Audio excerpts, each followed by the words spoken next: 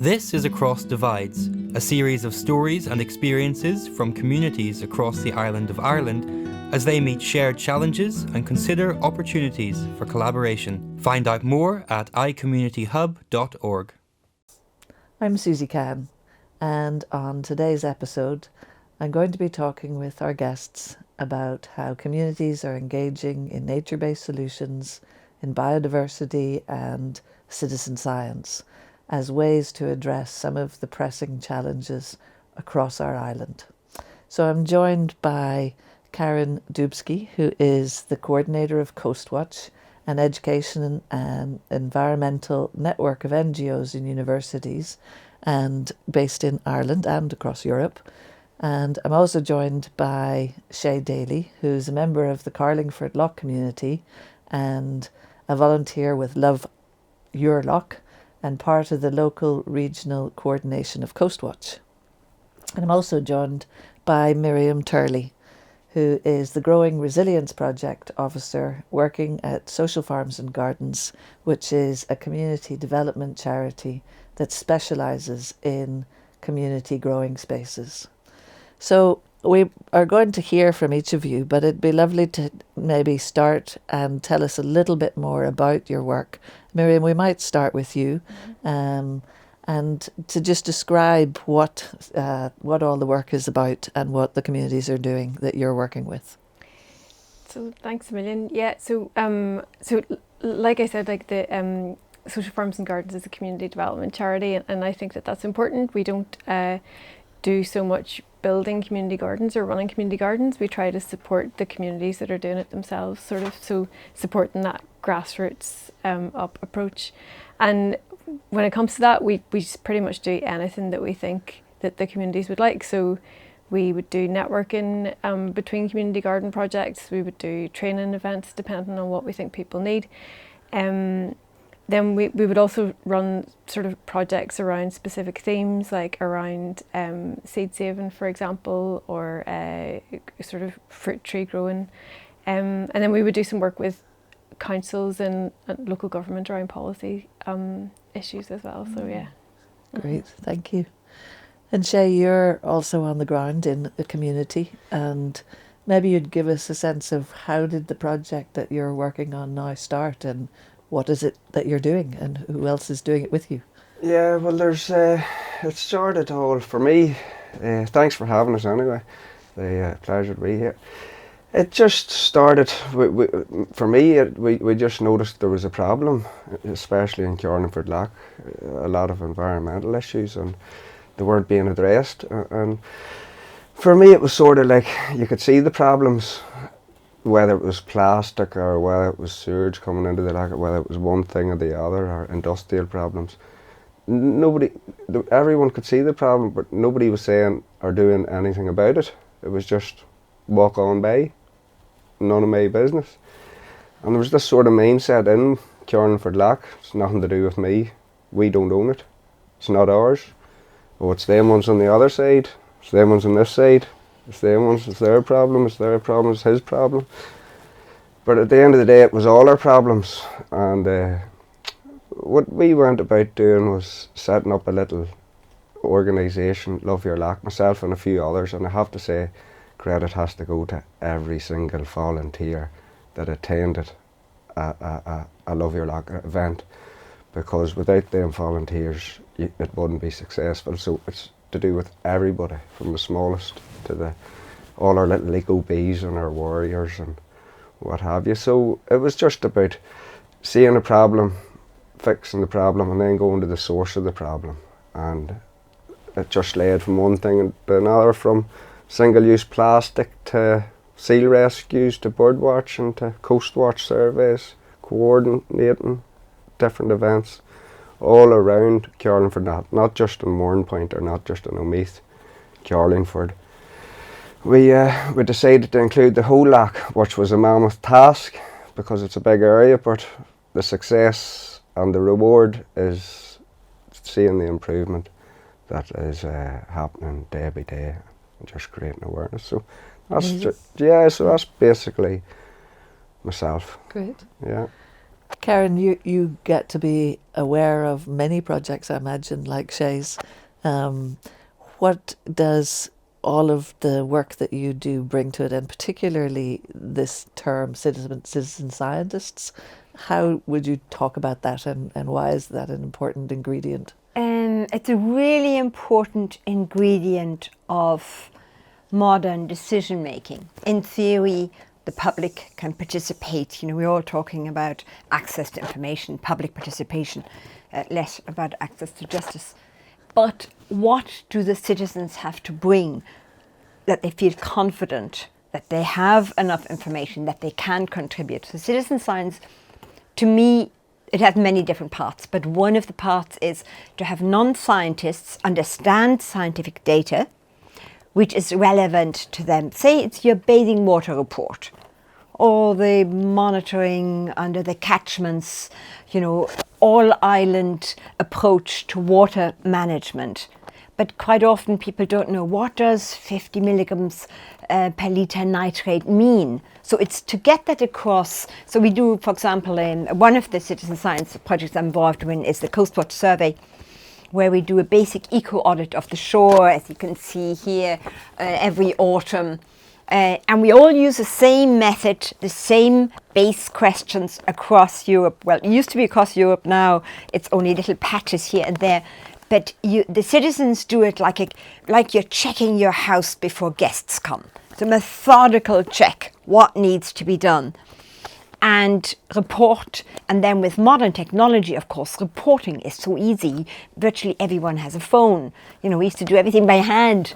So you report that back, and then you can put all these little pieces of jigsaw of what people found in 500 meters of shore together and give this bigger picture, which may not have as much scientific detail in the individual site as a scientist, which I am trained as, would have, but it's the quantity of data in a snapshot, short period, which is incredibly powerful when put together with the more detailed information and more expensive technology, which scientists quite often use. So it's putting those two together and giving the citizen the feeling of, yes, I can contribute because I can understand now, and I can say, well, actually, for this particular patch, what you're saying doesn't apply. I wonder why not. Yeah. And it's the questioning and the empowerment which is part of citizen science.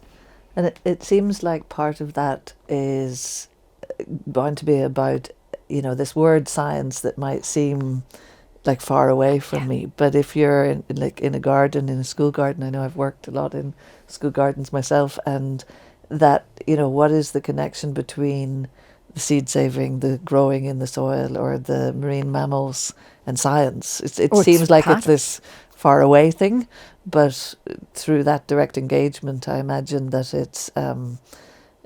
there's a piece of that that's education, and there's a piece of it that's empowerment, of feeling like you can understand it at the level that you're working at it with. I don't know if anybody... Yeah. Totally. Yeah. Just being able to understand the processes that you're observing. I think that gardeners are naturally curious people and love to experiment anyway, and sort of see what's happening here and what's happening there, and always want to know a little bit more about why and what's happening, and it's sort of expanding that, like you say, then to the wider, why are the seasons changing, why are my crops not doing so well this year as last year, so really, really good people to use as a barometer for what's changing.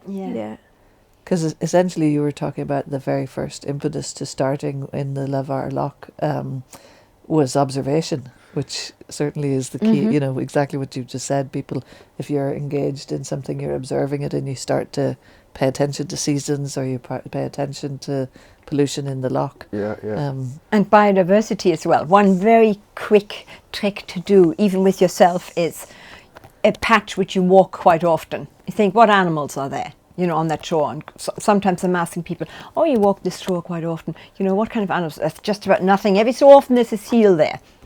And then you say, could you fill out this form, but pretend that you are a sea anemone or a barnacle or whatever. So obviously you'd only be living in a certain place. and I give you 10 minutes, who can find the most, a small group of people. Well, suddenly they're under stones and they're finding things they never saw. And it's this, awakeness. Different world. Yeah. And then you realise it's a different world. Yeah. I didn't see this before. And that's really exciting for people too. And once people do engage and understand, like you said, Shay, you saw change, from the problems that were first identified and observed to now. What sorts of changes are you seeing in that and how are communities doing it? Yeah, well, when I can only speak for myself. So when I came first back home, I was away for years. I was in New Zealand for years. But when I come home about 7 years ago, like 8 years now roughly, years are flying. When I did come home, the first thing I noticed, especially in Mourne Point, was the amount of industrial waste lying on our shoreline. And I'm talking industrial waste now: blue gloves, oil drums, fish, mussel dredging nets, cages, all sorts of green string was driving me mad. And really and truly, I didn't know where it was coming from at the time, because I just seen it. But I knew it had to be lifted up, and I knew there was nobody lifting it up. And I knew everybody was just walking on by in it. And I was afraid, I can only speak for myself, I was afraid myself of the kids beginning to think this was normal. Because the kids were seeing it day in, day out, and they were walking past it with their parents, and their parents were accepting it. So when the parents accepted it, obviously the kids accepted. So myself and a few others, we started the 2-minute beach clean. I don't know if you heard of the 2-minute beach clean. It was a great idea. A lad came up with it from Dorset, I think, or somewhere, Cornwall maybe he's from. But he came up with a 2-minute beach clean mindset. If you're going to do a clean up, just do it for 2 minutes each day, and make a small job, a big job, a small job. And we started doing 2-minute beach cleans here, there. Olivia, one of the girls with Love Your Lough, organised for 4 2-minute beach clean boards to be set up. One in Mourne Point, one with Straver, one with the tidy towns in Omeath in County Louth, and one with the tidy towns in Carlingford. And that little networking together, you want to see the difference that made over the space of a few months. Now it took us a year to get the beach clean board in with council and paperwork and insurances and everything, but once it was set up and once it was running, parents were down doing their 2-minute beach clean with the kids were doing it themselves. We couldn't keep people, and the difference even today on the Mourne Point beach, I just checked it yesterday, and the difference on the Mourne Point beach was just, the reward in it is something else, and it's a major difference, and that's just something so small and so simple, where citizens made the difference and played the part. So that was just one little. And you mentioned that the lough is, that your community's all around the lough in both Northern Ireland and the Republic of Ireland. Yeah. So that collaboration, was that important to looking at the whole lough as like when we think about the fish or the seals you mentioned? Yes. They're not differentiating jurisdictions, so. Yeah. Well, the way I looked at it is, now somebody else brought this up to me, so it's somebody else's logic I'm using here, but it's perfect. The way I looked at it was, like, if Carlingford Lough is a rubber band between Carlingford, Greenora, Carlingford, Omeath, Newry, Mourne Point, Rostraver, Cologne, Greencastle, Cranfield. And the way I looked at it is, if we have a problem in Mourne Point, that's going to affect Carlingford. If Carlingford has a problem, it's going to affect Mourne Point. If there's a problem in Rostraver, it's going to affect Omeath. So if there's a problem anywhere in the lough with pollution issues or environmental issues, it affects and concerns the whole lough. So I was under the mindset of thinking, it's no sense in us just fixing things here in Mourne Point where there is a problem. We have to fix everywhere, because it's like a rubber band. If you break a rubber band here, the whole rubber band is broke everywhere, and you need it working all together. So that was the mindset and the thoughts of including the whole Carlingford Lough community and getting the Cooley, Gullion, Mourne community working as one. So that was the... It's something that I've heard said a lot about community garden spaces, is that they grow small amounts of food, but they grow a lot of community. And, you know, that ability to collaborate on shared problems and shared issues, it's not a skill that maybe everybody has. Is that part of the work of collaboration, you know, in resilience building and so on? Is that a key part of what you do with City Farms and Gardens? Definitely. Like I like, my particular interest is that that function of community gardens, that I think that they're sort of there's basic units of democracy kind of thing. It's like it might be individuals coming together, but whenever you're then in a community garden, then you're a group, and you have your group of people that have shared interests in, for example, your local environment or what's going on sort of in your neighbourhood kind of thing. So people just sitting in their houses by themselves or working on their own private gardens, even though that's great, you're not having that shared experience with other people kind of thing. So I think community gardens are great for people to get together and talk about what's happening with their local park, what's happening with their local river, what's happening with, like, you know, new roads being built through the area kind of thing, what effect that's going to have on their local environment. And they're doing it in a context of caring for the environment. Like the vast majority of community gardens, the people there have a strong interest in the environment. So people are always sort of like learning more about the environment at the same time, and then starting to have opinions about things together. And I think then a really valuable thing that those people can do is start to then, as well as having opinions among themselves, then speak up to people in power kind of thing. So to sort of start to feed that information up, and that's a really valuable function of those groups. Yeah. Karin, what are the mechanisms? Because that's part of what you're trying to achieve, right? Is feeding it up. Absolutely. I mean, just I was teaching in Hamburg University for a few years as well, and we were teaching architects and landscape planners and geographers biodiversity. And it's amazing because most of them had already done a master's or were in a master's program, so were really well educated, but done very little on biodiversity. And the projects we were giving them were interaction with community gardens and individual and streets, even to try and get a street to, which is I'm now trying to do in an EIP project, by the way, in Ballymoney in County Wexford. Get an area to all agree, not on a voluntary basis, not to use chemical sprays, and get a little sign to say this area doesn't have them. You have a few community tools, and you start hoeing outside your area instead of spraying Roundup, for example. It brings the community together, and it empowers, and you learn about pesticides, you learn about alternatives, and you start, I mean, the other brilliant thing, it gets your eye in on, and you learn the language. Botanical language is quite difficult. I mean, I think golfers also have a complex language, but you suddenly learn that language, and then the same people can also do fantastic salt marsh work, for example, because the eye is already trained. It's like a lot of farmers, tillage farmers, I find are really good as well to involve in projects, because they already have an eye for what might be a weed or what might be something else. So it's quite simple to then say, you might have this very rare plant in this area. Officially it has been declared extinct. I think it might still be there. And did one like that in Banno Bay years back. Showed a picture of the wanted plant and just went to mass, to the different masses around Banno Bay. And the priest allowed it to be noted that this missing plant could be somewhere.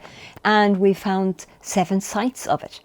It had just moved because of climate change.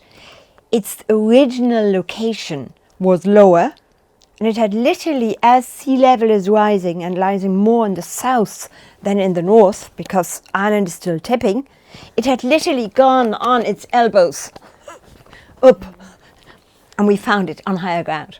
So that's fantastic, and that was total citizen science. Yeah. And it brings us back actually to that importance of, once you're engaged, you're observing. I think you had another story about farmers who, and it is interesting to talk about farmers because often they're seem to be set against, biodiversity strategies or food production strategies or chemical strategies. But you had an example we were talking about before you came on the podcast about that observation of learning about rivers or learning about... And nitrates as well. If you're talking nitrates to a farmer who hasn't held a nitrate test kit themselves and done a simple field test, and field test before and after slurry test spreading, and actually understands, now I've done it myself and I know when you get a pulse of nitrates going down, that's far more powerful. And a farm advisor may be as good as they are, they're only going to come once every few months, but the farmer doing it themselves, that really empowers. So it's similar across all of it, isn't it? That doing it ourselves. And I know the like your work, Karin, is across the island of Ireland. It's also across Europe.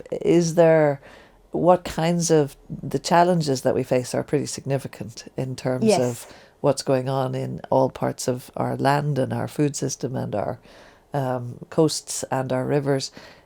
What's your thought about networks and connections and collaborations as an island?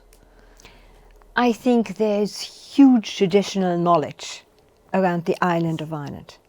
Absolutely enormous. When I was meeting some of the Lough Foyle native oyster fishermen, how they managed the native oyster beds in Lough Foyle across the loch, agreeing, fine-tuning the season and the minimum size, depending on the joint pre-work they had done, is magic. It is so, and quite often we think, we've learned so much, and we forget this traditional knowledge, which is essential. And those with traditional knowledge have the problem that many systems are sort of half broken, and what used to happen isn't happening, or not at the time because of climate change. It's become more complex. But that ingredient, I know one of the fishermen, I was looking for the peppery furrow shell in mudflats, and I couldn't find it, and it's a really important indicator. So I asked one of the fishermen, and I drew a sketch on, just on my hand, what the pattern looks like of the siphons on the mudflats. And he said, the spidery thing. I never knew what that was, but I can show you where it is. And he showed me immediately. And the same with traditional gardening techniques. I mean, you probably know umpteen ways of dealing with pests and so on from yours, if you don't want to use chemicals. Yes, for sure. And all that knowledge is there, and people are keen to share it with each other, which is important with all the networking.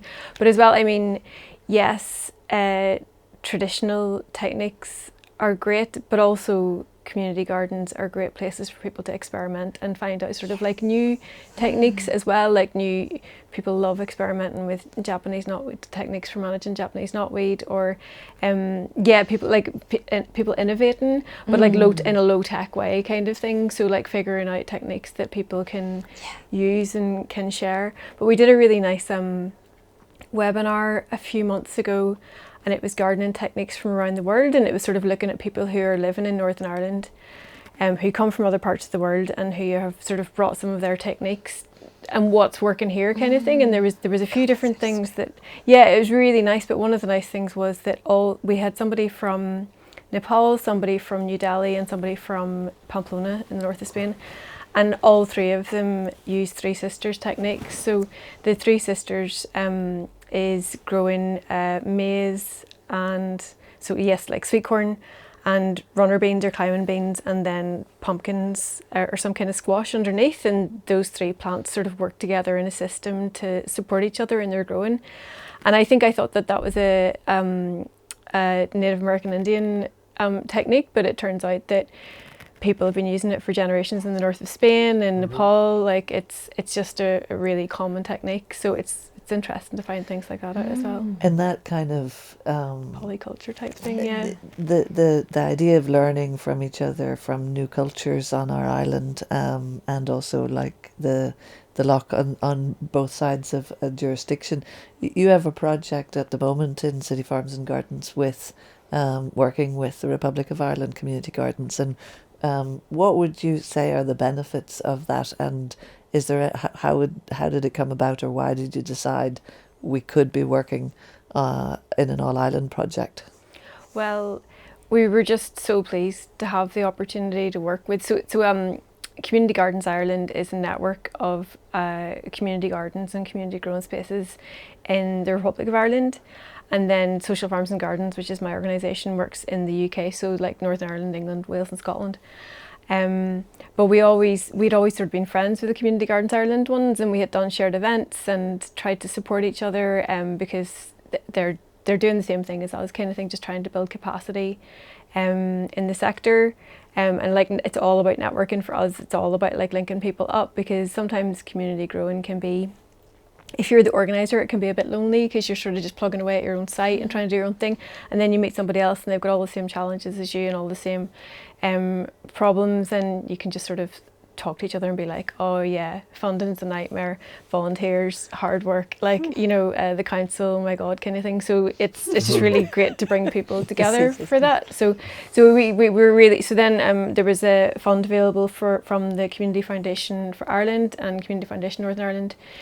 And it was just seemed like a perfect opportunity to actually do some work together. So we applied for it and we got it, which we're really pleased about. So we will be working on a few different levels. Both organisations have maps of the community growing spaces, so we want to sort of try to bring those maps together, but also to bring some interesting elements in, like having, if you click on a project on the map, you can see a video of that place and sort of see some of the things that they're working on.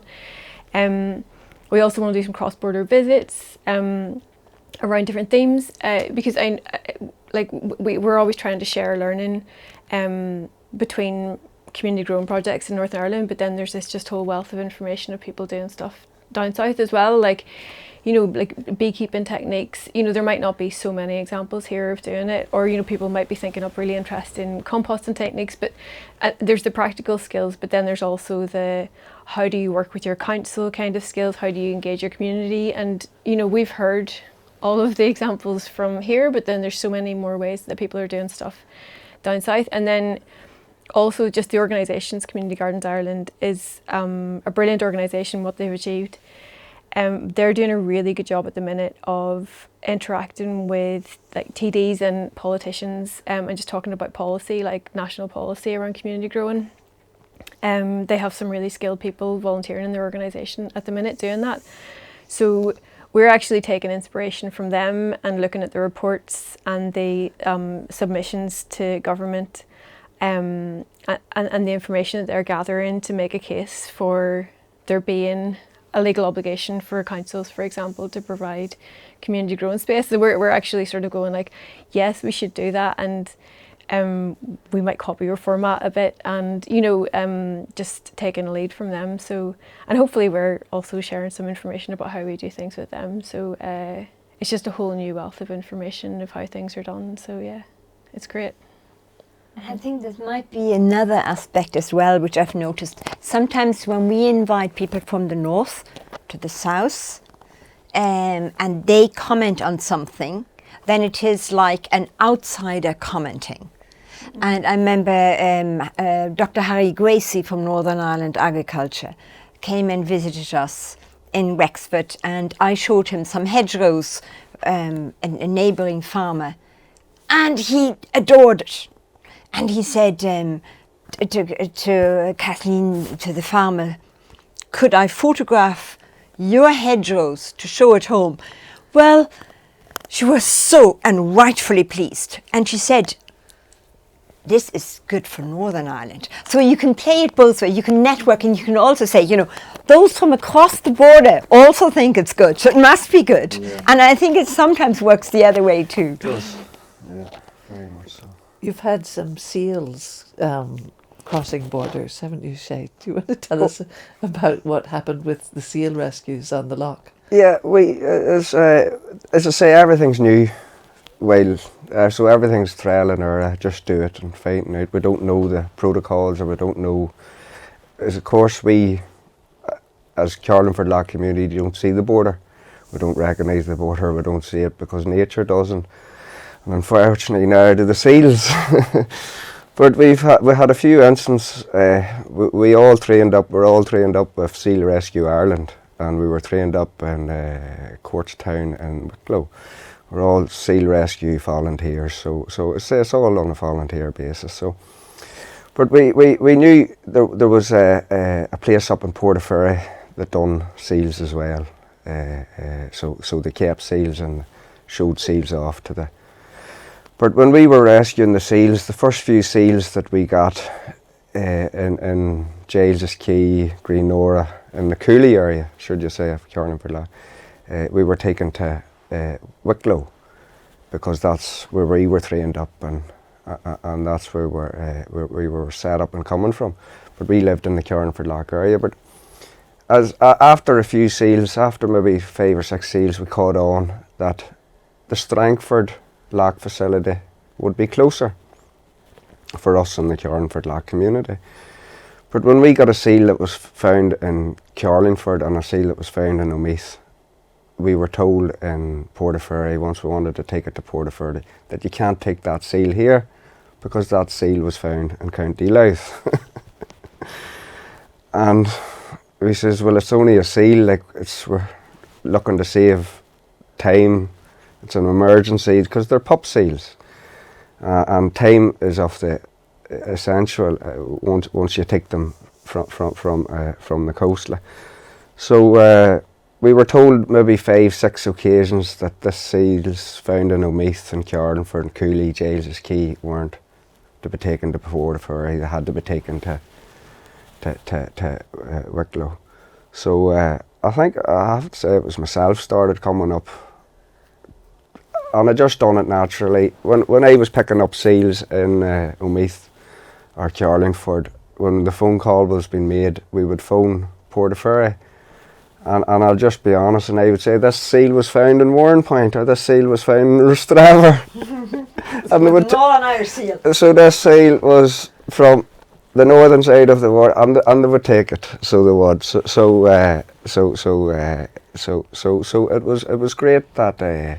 So it's kind of a funny story, but on the other hand, there is opportunities, aren't there? And Karen, I think that's part of what the whole Coastwatch network's about. Yeah. Is about saying, in reality, if we're looking at biodiversity, if we're looking at practices for communities to take action, then we can do that from a community and a grassroots level without addressing jurisdictions and political barriers. You know, is that yes, but it's not enough. Okay. I do think we need to call a spade a spade. When we have a loch agency, we have all the pieces there. We have a loch agency which goes across the lochs. But the loch agency doesn't have, in its terms of reference, protection of biodiversity. Yes, this is the problem. It is specifics like salmon, yes, mussels, no. And that needs to be changed. It really needs to be it should have been there from the beginning, and now that needs to be amended. If we're looking at a climate and biodiversity crisis, then we have to, the communities can only do so much, but we need proper management plans across the two lochs. There's, I don't know, I've seen many areas, even like the Fete Noisy Glazé. This is a long 20-kilometer long, maybe 20-kilometer long lake between Austria and Hungary. And when Hungary was still under communist rule, that lake kept on going downhill because the two communities had different ways, and each one distrusted the other, and each one thought, look, it's going to go downhill anyway, so I might as well take a bit more. And then bottom up, through a Ramsar Convention movement, and WWF got involved as well, bird people, they decided that they needed management. but they also were able to influence the top. And we haven't been able to do that yet. We have an all-island with grey zones when it comes to maritime spatial planning. We have a Lough agency with no power over biodiversity. Their goal is not biodiversity protection, but it is aquaculture and tourism. Yeah. You know, this is like trying to walk on two legs, but one leg you have to hold up behind your back. No, isn't going to work. So I'm not faulting the Lough agency. I'm faulting our ministers who haven't changed that yet. And I'm asking in this podcast, please, can you do this at your next ministerial meeting?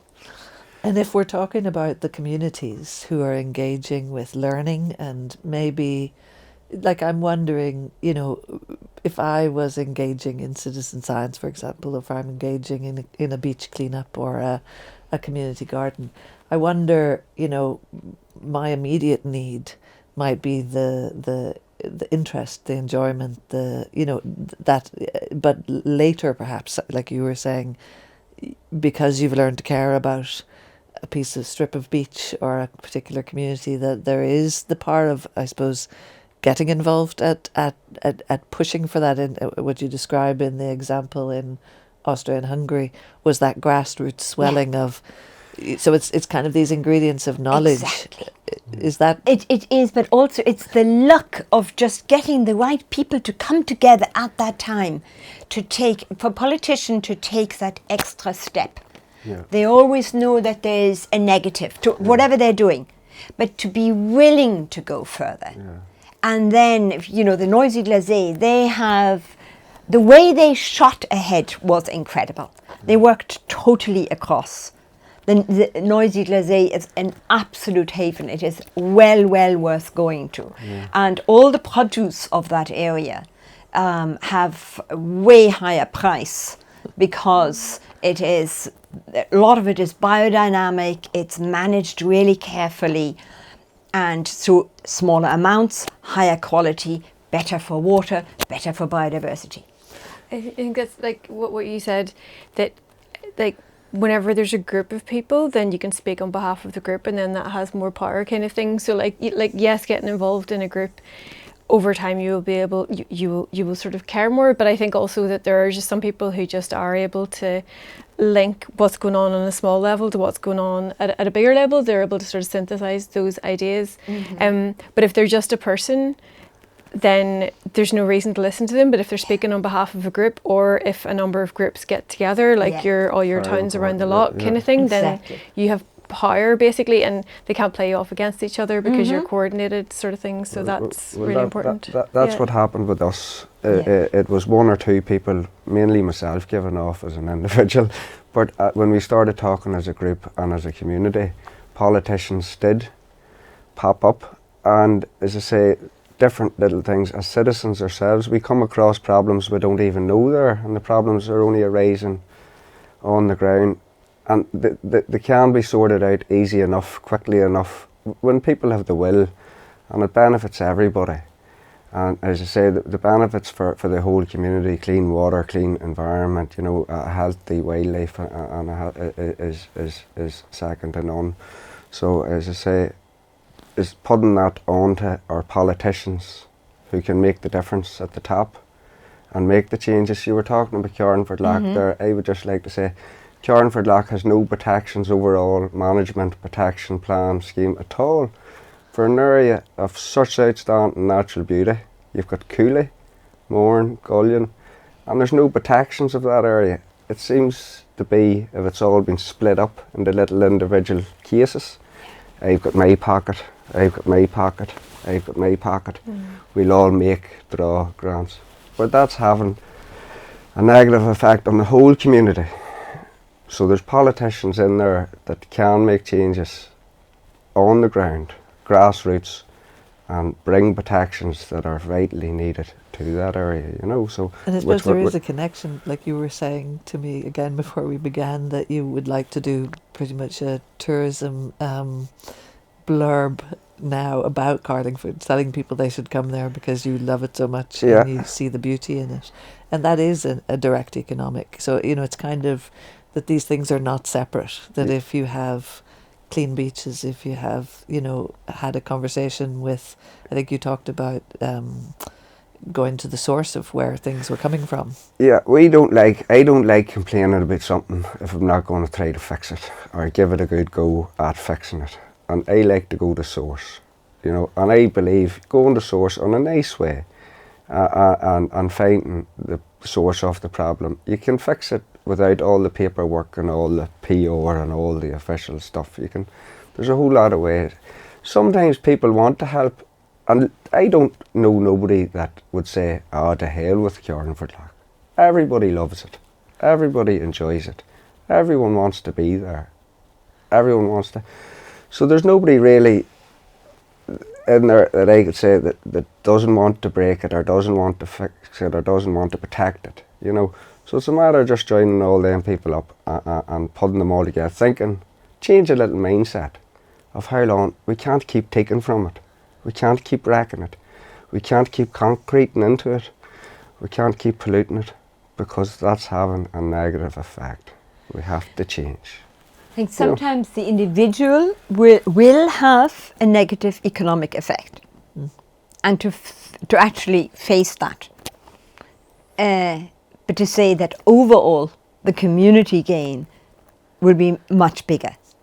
And that was also in the Noisy Glacis Fitted Lake area, where individual farmers were overstocking and polluting the lake. And they were saying, well, look, this is the economic model which suits us. And for others to recognize that, this is a big sacrifice for them because they're doing really well out of this. And to bring them around to that and to help in the transition and not to be, you are so bad and polluted, but to say, up to now everyone seemed to have been okay with it, but now it isn't, and we're going to all pull together. And to involve the kids, which makes a huge difference as well, when they get very proud, and to make it possible for them to be green. Because aquaculture is another area which is very sensitive in the cross-border area. And massive changes are needed in that area.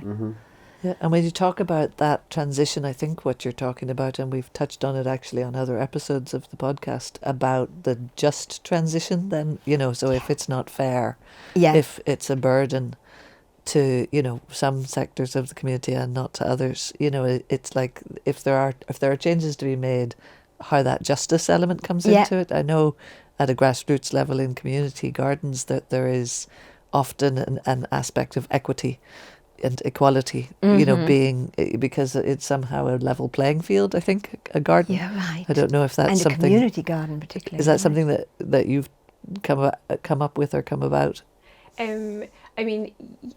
Yes, for sure. Most of the people that I know that are involved in community gardens would be sort of interested in sort of democracy and making sure that things are fair, making sure that people are welcome in their gardens. But I think you mentioned it earlier that I don't know about other parts of the world, but that in Northern Ireland there's a bit of a divide between sort of producers and farmers and environmentalists, and sometimes the two sides of the conversation not understanding each other or possibly deliberately being pitted against each other. I'm not sure, but and I think it's a really important issue to try to address and try to understand each other and understand that that people need to be able to make a living, and farmers and I'm sure fishers as well have been put under so much pressure recently with being messed about with subsidies and working under a capitalistic model where you're just put under so much pressure to produce with no other concerns. And I suppose it's not their fault, it's the system that they're working within, and just I suppose recognising that. So it's good to have conversations around that kind of thing. Yeah. And it's similar with knowledge, isn't it? That the siloing or the capturing of who gets to have access to knowledge, and I suppose that brings us back to the citizen scientist, contributing to this picture that we need, and yet there are huge difficulties in this area, and that's why I think this initiative, this All Ireland initiative, is brilliant, because we have to talk. You can have knowledge And then you can see incredible willingness to participate, to go out of your way to help. We found invasive alien Sargassum muticum, Japanese seaweed, resting on seagrass like a blanket in one area of County Wexford last summer. And the amount of people who helped. A guy with a drone, yes, we'll do drone footage. Well, I have no budget, we didn't get anything. That's fine, I'll just do it. You know, a fisherman came and gave his boat so that we could map it, get an idea of biomass and so on. Everybody will help. When frustration sets in is, if then you are in limbo, oh no, you can't just take that out. That's an invasive alien species. Make a method plan. Okay, I'll make a method plan. Nah, it's probably not my responsibility. Go to so-and-so, go to so-and-so, go to so-and-so. But I've already been to so-and-so. Never mind, go again. Let the run around. But that's the thing, isn't it? It's like the bureaucratic structures, they don't always know, like they're brilliant at what they do, but they don't always know the answers that the people on the ground can have, kind of thing. And there needs to be like two-way conversations between those two. And what you said as well, like the people want to be involved. People don't just want to do their job and go home and watch TV. They want to be involved in their community and be able to like care for and steward their environment and contribute to their community and environment and help to shape their environment. Yeah. Like that gives people meaning in your life, doesn't it? Like it's really important for your well-being, I suppose. Yeah, I'm hoping, I hope I'm not cutting across you now, but we are, at least in the Republic at the moment, just at this crossroads where we have a new maritime spatial planning law. Local authorities, when the section which deals with local authorities gets commenced later on this year, local authorities will suddenly have responsibility for 3 nautical miles out to sea. And the local authority planning law and so on is pretty democratic. So for the first time ever, when we are freed from the 1933 Foreshore Act, communities can theoretically participate in shaping the protection of biodiversity and of heritage, traditional fishing, all sorts of other things in that area. And it's an enormous opportunity, literally the first in 100 years. In that webinar we did about gardening from across the world, the woman from New Delhi was telling us that there's a law in India where people living in forests have a right to contribute to the management plan of the forest, that it's actually written in law. Have you heard of that? Yeah. I don't know. Yeah. And there's the whole rights of nature stuff as well now that's happening. Oh, there's some like brilliant work. Yeah. Yes, FAO do fantastic work on fisheries and seaweed harvesting and so on as well. But we could miss that if we don't really grasp that. So at the moment we're asking government to consider making a DMAP, which is like a type of management plan for seagrass, because seagrass is so important for biodiversity, climate change, and it is not being most of it is not protected, or protected on paper, and then you try and just protect it in reality. So what is fascinating is that in Northern Ireland, seagrass is a priority habitat and already has all sorts of management and so on. So we could literally dovetail two things together and it would be just brilliant. And in the lochs, like in your loch, loads of seagrass being nibbled at by certain predators. So it's a very exciting time.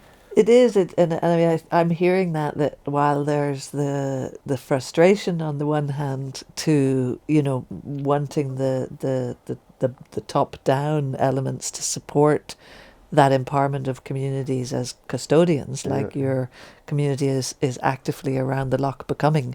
It's like, this is our common loch and we want to be looking after it.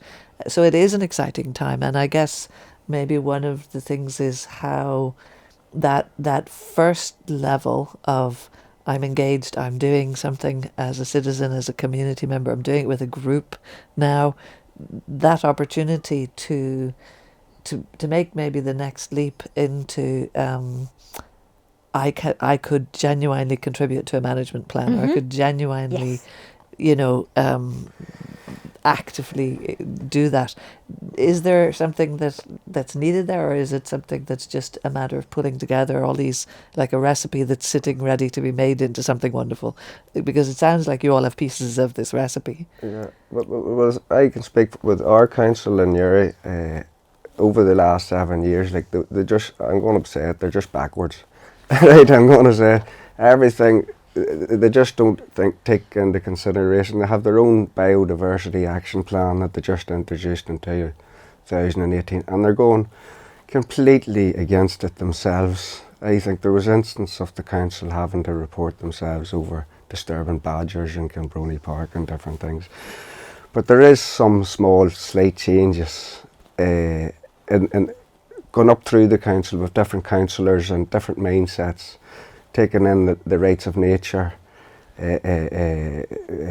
plans and different things. So slowly but surely chipping away at them and people around them, and as I say, getting that change that we want and making decisions that benefit all of us, not just a few. You know, very important, I think.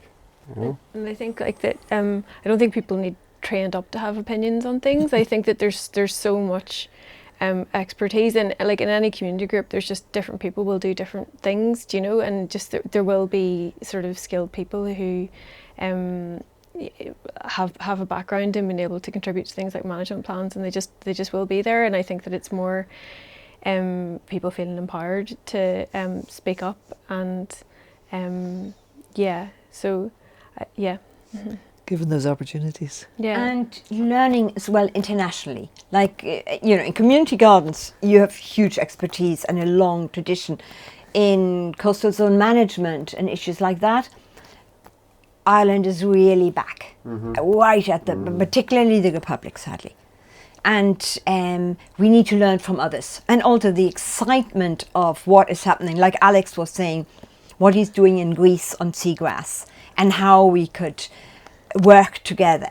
And quite often it's a mix of, it's like a minuet. A little bit is competition, a little bit is excitement as you find the same things. And that we need to, and now, even with the Ukrainian crisis and the Syrians coming, all people coming in, they bring knowledge. And they can share that knowledge as well, and they will feel much better when they feel that they are bringing something to us too. So it's probably true. I mean, in Ukraine, I think that that there's a lot more sort of practical skills and growing skills, because we've lost an awful lot of skills here, haven't we? Like practical skills. They're more organic. And we have Ukrainian coastwatchers, and the coordinators are thankfully still well. But under terrible pressure. And I would like to say a lot of the people that come to our events, in the events around Carlingford Lough, are people that have come from different areas, different places, and they come and they appreciate the beauty and the love of it, and they're the most important people for me. Sometimes when people live there all their life and they open the doors, they don't show the same. But it's when a new person comes to an area and sees, and they're the ones that want to get involved, mixed help and promote the area that we all do live in, and I think it's very important, not only what they can teach us, but what we can teach them. And it's very, very, very important, includes everyone. So thank you all very much for joining me and having this conversation. We've really touched on many things about essentially the power of community and participation, but I think where we finished there was that we're talking about biodiversity, but we're also talking about the huge diversity of human experience across the world, and what that can bring to our actions to try to address the multiple crises, but especially current crises in biodiversity on the island, and food production, and things that are very much of our topical conversation across the island in these times. So thank you all very much for coming along. No, it was great. Thank you. Thank you. Good fun discussion. Thank you. You have been listening to Across Divides. Learn more about today's topic and find opportunities to get involved at icommunityhub.org. iCommunity is a joint initiative of the Wheel and NICFA and is supported by the Northern Ireland Department for Communities, the Department of Foreign Affairs Reconciliation Fund and the Shared Island Unit in the Department of the Taoiseach.